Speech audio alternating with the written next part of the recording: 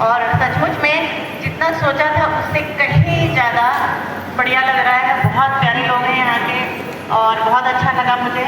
और ज़्यादा अच्छा क्यों लगा, क्योंकि शादी के बाद जब पहली बार हस्बैंड के साइड में मैं आंध्रा में आई, इसलिए भी मुझे बहुत अच्छा लगा। तो अभी थोड़ी स्टोरी मैं बताऊँगी कि मेरा जन्म बिहार में हुआ, पटना में पले बढ़े, क्योंकि पापा की जॉब वहीं थी।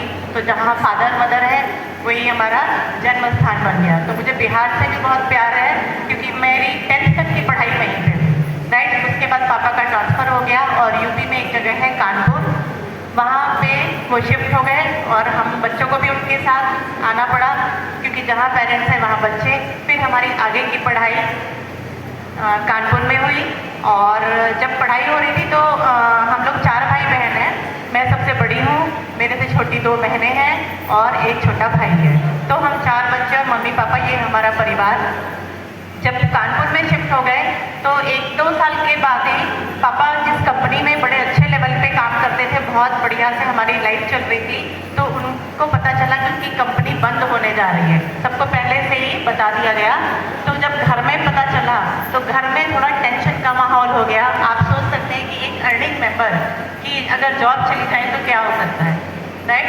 तो क्योंकि 4 बच्चे हैं और चारों ही पढ़ने वाले, अभी शादी भी नहीं हुई, किसी का सेटलमेंट नहीं हुआ और पेरेंट्स बहुत टेंशन में आ गए।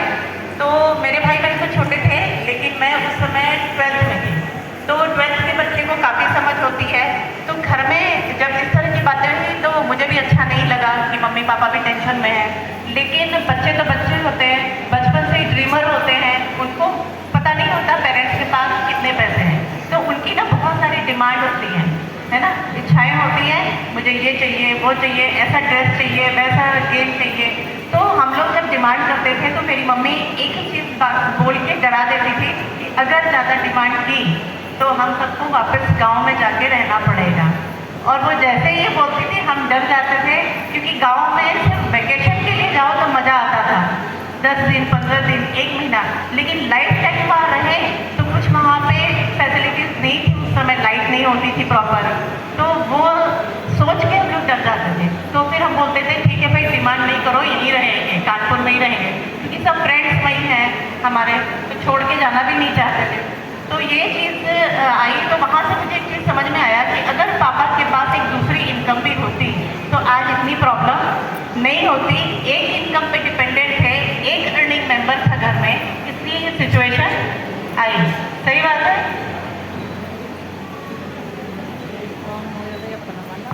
హలో సో మేడం వచ్చేసి యూపీ కాన్పూర్లో ఉండేదంట. సో నలుగురు ఉండే. సో అంటే బ్రదర్స్ సిస్టర్స్, మళ్ళీ వాళ్ళ ఫాదర్ మదరు, హలో సో 6 ఉండే మొత్తం ఫ్యామిలీలో. సో వాళ్ళ ఫాదర్ ఒక కంపెనీలో పనిచేస్తుండేనంట. చాలా అంటే చాలా మంచి కంపెనీ. సో చాలా హైట్లో బిజినెస్లో, అంటే అక్కడ మంచి ఇన్కమ్ తీసుకుంటుండేనంట. కానీ ఒకసారి ఏమైందనంటే వాళ్ళ కంపెనీ అనేది బంద్ అవుతుందని తెలిసిందంట. సో బంద్ అవుతుందని తెలియగానే వీళ్ళు చాలా అంటే చాలా బాధపడ్డారు. ఎందుకంటే వీళ్ళ ఫ్యామిలీ మొత్తం కూడా సార్ పైనే, అంటే వీళ్ళ ఫాదర్ పైనే డిపెండ్ అయి ఉన్నారు కాబట్టి వాళ్ళు చాలా అంటే చాలా ఇబ్బంది పడ్డారు. ఎందుకంటే ఎట్లా ఉంటుంది సిచ్యువేషన్ మీరు ఒకసారి ఆలోచన చేయండి. మీ ఫ్యామిలీ అందరూ ఒక పర్సన్ పైన డిపెండ్ అయి ఉన్నారు. సో అప్పుడు ఆ పర్సన్ ఇన్కమ్ లేదు, అప్పుడు ఎట్లాంటి సిచ్యువేషన్ ఉంటుందో మీరు ఒకసారి ఆలోచన చేయండి. సో అందుకని మనకు సెకండ్ సోర్స్ ఆఫ్ ఇన్కమ్ కూడా ఉండాలి. సో ఉండాలి కదా, ఇంపార్టెంట్ కదా అని మేడం చెప్తున్నారు. మైక్. तो इनकम की इम्पोर्टेंस समझ में आई कि एक इनकम पे डिपेंड रहने में प्रॉब्लम है, टेंशन है, रिस्क है। तो वो उस समय मुझे दिमाग में कहीं ना कहीं बैठ गया था। और बचपन से ही हमने देखा था कि लाइफ में बहुत कॉम्प्रोमाइज़ होते हैं। पहले तो पेरेंट्स करते हैं, क्योंकि वो जो कमा के लाते हैं वो अपने ऊपर पूरा खर्च नहीं कर सकते। उनको लगता है इस बच्चे के लिए ये चाहिए, उस बच्चे के लिए वो चाहिए। तो मैंने देखा पेरेंट्स भी कॉम्प्रोमाइज़ करते हैं। वो चीज़ मुझे कहीं ना कहीं अच्छी नहीं लगती थी, क्योंकि मेरी मम्मी को जो चीज़ चाहिए वो इसलिए नहीं लेती थी क्योंकि 4 बच्चे हैं। होता है ना, मदर तो ऐसे ही सोचती है और फादर, तो उनकी भी लाइफ में कॉम्प्रोमाइज़। मुझे ये कॉम्प्रोमाइज़ शब्द से बहुत चिढ़ थी, मुझे नहीं पसंद था ये शब्द। मुझे अपनी डिक्शनरी में ये वर्ड नहीं चाहिए था।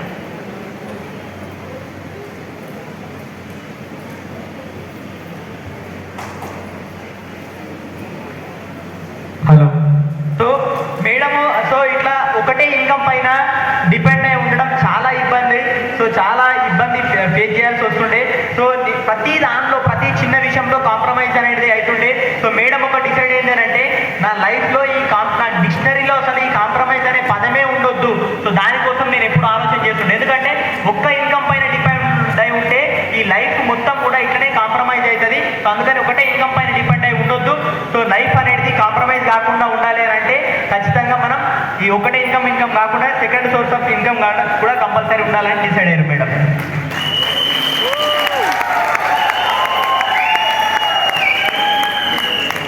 तो उस समय दिमाग में एक चीज और बैठ गई थी कि जब मेरी शादी हो जाएगी तो मुझे जो हस्बैंड मिलेंगे वो तो एकदम करोड़पति खरबपति मिलेंगे और वहाँ जाके मेरी कोई कॉम्प्रोमाइज वाली लाइफ नहीं रहेगी, ऐसा मैं उस समय सोचती थी कि चलो पेरेंट्स की तो मजबूरी है, लेकिन पेरेंट्स हस्बैंड तो बहुत कमाएंगे, ड्रीम देखने में क्या प्रॉब्लम है, सपने तो बड़े देख सकते हैं ना। सॉरी मैडम,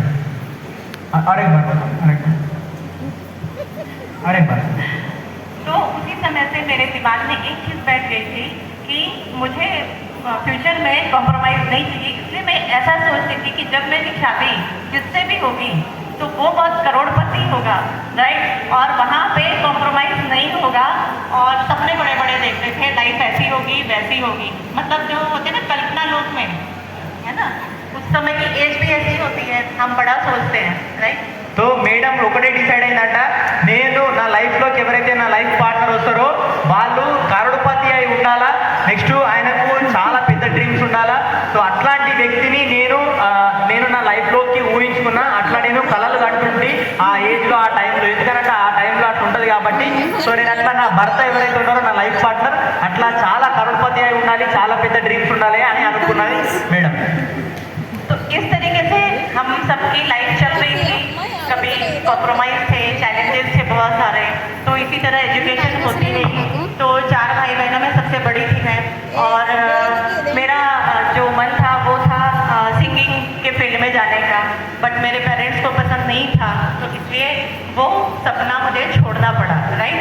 और फिर उसके बाद एजुकेशन होने के बाद जब घर में जब मैं गाने गाती थी तो मुझे पुराने दर्द भरे नगमे बहुत पसंद थे। बहुत सारे लोग होंगे यहाँ जिनको पसंद होंगे मोहम्मद रफ़ी के, मुकेश के, लता जी के दर्द भरे नगमे सुनते हैं, गाना सुनते हैं ना, हिंदी सॉन्ग सब लोग आंध्रा में बहुत सुनते, मुझे पता है, राइट। तो उसमें बहुत सारे गाने में गाती थी, एक गाना मैं बहुत गाती थी, कभी किसी को मुकम्मल जहाँ नहीं मिलता, कहीं ज़मीन तो कहीं आसमां नहीं मिलता। सब लाइफ में कुछ ना कुछ कमी रहती है। फिर दुनिया में हम आए हैं तो जीना ही पड़ेगा, जीवन में अगर जहर तो पीना ही पड़ेगा। अब उस समय ये चीज़ समझ में आती नहीं थी, ये इस सिस्टम में विनिंग टीम सिस्टम में आने के बाद समझ में आया, आप जो सोचोगे वैसा होता है, राइट। तो उस समय दर्द भरे नगमे पसंद थे, बाकी सॉन्ग भी गाते थे, बट दर्द भरे नगमे ज़्यादा अच्छे लगते थे, पता नहीं क्यों, ठीक है, क्योंकि लॉजिक पता नहीं था और जो हम सबकॉन्शियस माइंड की पावर है वो भी नहीं मालूम थी उस समय। तो इस तरीके से मतलब मैं गाने गाया करती थी। फिर मेरी शादी की बात शुरू हो गई घर में, पापा को लगा सबसे बड़े बच्चे की जिम्मेदारी जल्दी से कंप्लीट करें, హలో. సో మేడంకి లైఫ్లో కాంప్రమైజ్ అనేది ఇష్టం లేకుండే. సో దాని తర్వాత మేడంకి ఏం ఇంట్రెస్ట్ ఉండే అంటే పాటలు, సింగింగ్ ఫీల్డ్లో పోవడం ఇష్టం ఉండే. కానీ మేడం సింగింగ్ ఫీల్డ్లో పోవడం వాళ్ళ పేరెంట్స్కి ఇష్టం లేకుండే. సో అందుకని ఆ ఫీల్డ్లో పోలేకపోయింది.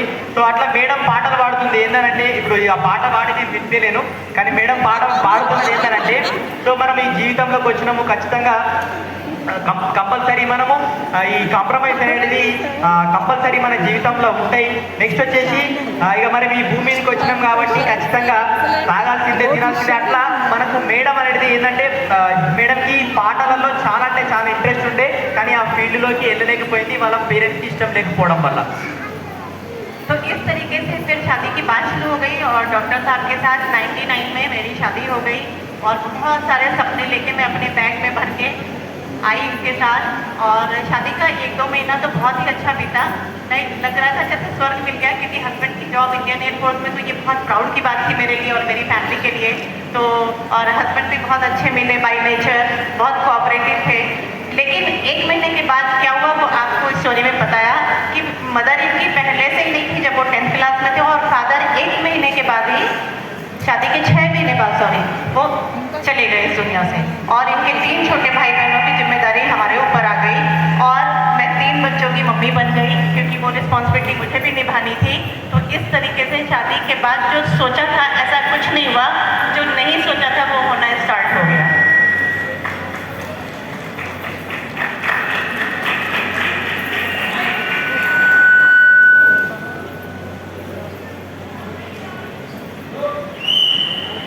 హలో హలో సో మేడం మరి దాని తర్వాత ఏమైందంటే మేడం పెళ్లి యొక్క విషయం మాట్లాడడం స్టార్ట్ చేసిర్రు.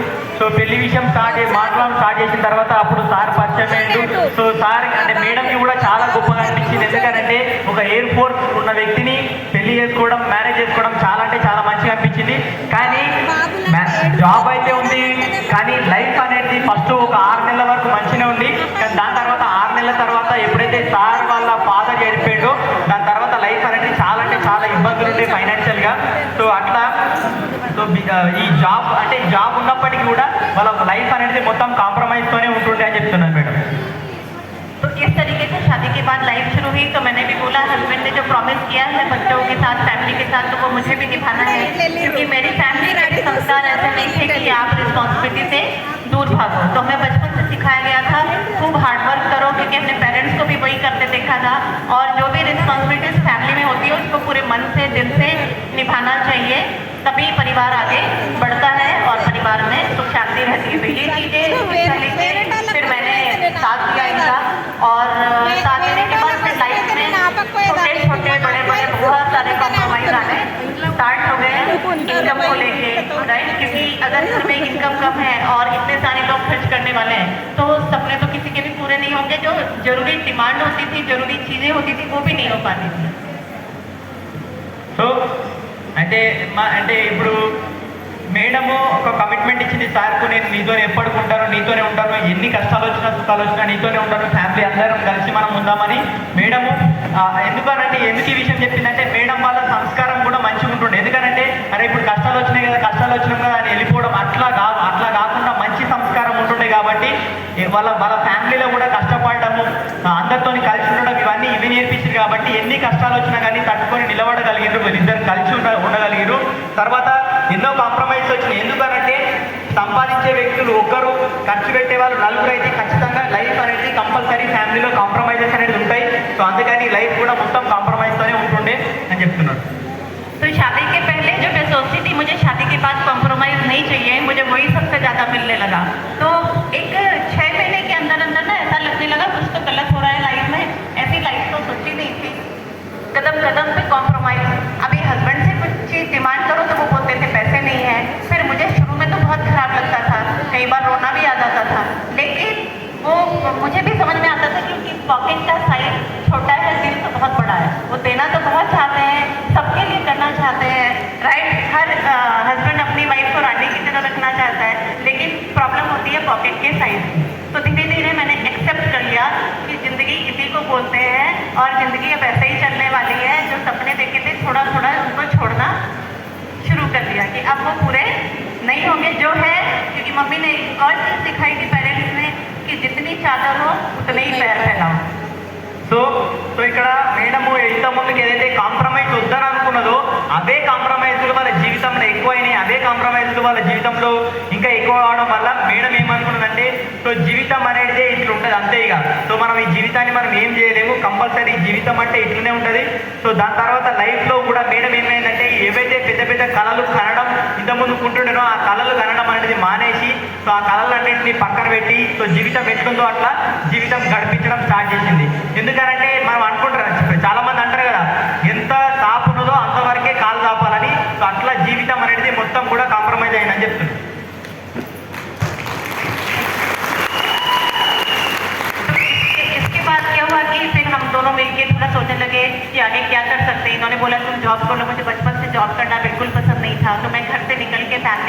जाना नहीं चाहती थी, क्योंकि जॉब करने वाली लेडीज़ के साथ बहुत चैलेंज होते हैं, घर भी संभालो, बाहर भी संभालो, फिर घर में रोज़ महाभारत होती है, राइट। Yes. मुझे वो पसंद नहीं था। और अगर हम कोई बिजनेस स्टार्ट करते हैं तो जॉब के साथ वो नहीं कर सकते, और उसमें रिस्क भी था क्योंकि बहुत सारा इन्वेस्टमेंट होता है बिजनेस में। तो इस तरीके से सर्च चल रही थी, और तभी हमारे सामने ये डायरेक्ट सेलिंग इंडस्ट्री आई। और जब हम दोनों ने प्लान समझा तो इस प्लान में मुझे बहुत सारी चीज़ें अच्छी लगी, प्लान बहुत अच्छा लगा। और जो मैं बचपन से सोचती थी कि मल्टीपल सोर्स ऑफ इनकम ज़िंदगी में कैसे आ सकता है, तो यही एक रास्ता है जो जॉब वाले कर सकते हैं, अदरवाइज कोई रास्ता नहीं है। तो हम लोगों ने इसको स्टार्ट किया वहाँ से, और उसके बाद ज़िंदगी बहुत अच्छी हो गई। और बचपन से मैंने एक चीज़ पढ़ी थी एक बुक में कि अगर आपको 1 साल के खाने का इंतज़ाम करना है तो आप अनाज उगाओ, और अगर आपको 10 साल के खाने का इंतज़ाम करना है तो आप पेड़ लगाओ, और अगर आपको कई पीढ़ियों का इंतजाम करके जाना है तो आप लोगों से संपर्क बढ़ाओ, मतलब नेटवर्क मार्केटिंग करो। రైట్. సో అయితే నా తర్వాత మేడం జాబ్ చేయాలనుకున్నారు, కానీ ఇంట్రెస్ట్ లేకుండే జాబ్ చేయడంలో. సో దాని తర్వాత బిజినెస్ చేద్దామని అనుకున్నా కానీ సో వాళ్ళకి ఎలాంటి సోర్స్ లేదు, పైసలు లేకుండే, అందుకని ఇంట్రెస్ట్ అంటే బిజినెస్ చేయలేకపోయారు. సో దాని తర్వాత ఈ డైరెక్ట్ సెల్లింగ్ ఇండస్ట్రీ అనేది మా చేతులకు మా కళ్ళ ముందు వచ్చింది.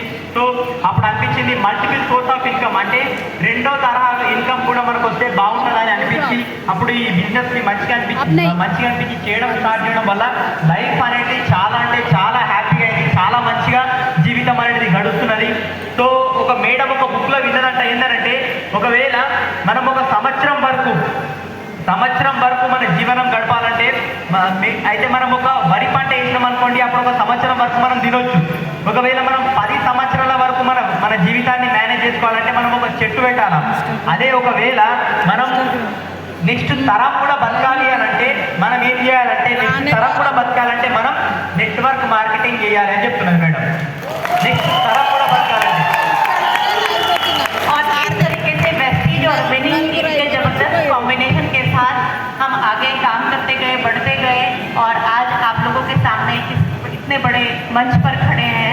आप लोगों का इतना प्यार मिल रहा है, सारी फैमिली का इतना प्यार हम लोगों को मिलता है, तो ये सब ऊपर वाले की ब्लेसिंग्स है। और मैं बहुत दिल से थैंक्स करना चाहती हूँ सबको, क्योंकि अगर ये सब हमारी लाइफ में नहीं आते तो आज भी हम वही ज़िंदगी जी रहे होते, और हम कॉम्प्रोमाइज़ की ही लाइफ रहती है हमारी। तो बहुत अच्छा लग रहा है, और आप लोगों के साथ बात करके मुझे बहुत अच्छा लगा। इसी के साथ मैं यहाँ रुकती हूँ। Thank you and back to so అందరితో మాట్లాడడం చాలా సంతోషంగా అనిపించింది. ఎందుకంటే ఒకవేళ మాకు ఈ వెస్టీజ్ విన్నింగ్ టీం లేకపోతే సేమ్ ఇంత ముందుకు ఏదైతే కాంప్రమైజ్ జీవితం అని అనుకున్నామో సేమ్ అదే కాంప్రమైజ్ జీవితంలో ఉంటుండే. కానీ కేవలం ఈ వెస్టీజ్ విన్నింగ్ టీం ద్వారానే ఈరోజు లైఫ్ అనేది ఇంత మంచిగా మారింది. సో థ్యాంక్ యూ చెప్తున్నాను. సో మేడం కోసం ఒకసారి గ్రేట్ క్లాస్ ఇద్దాం మేడం.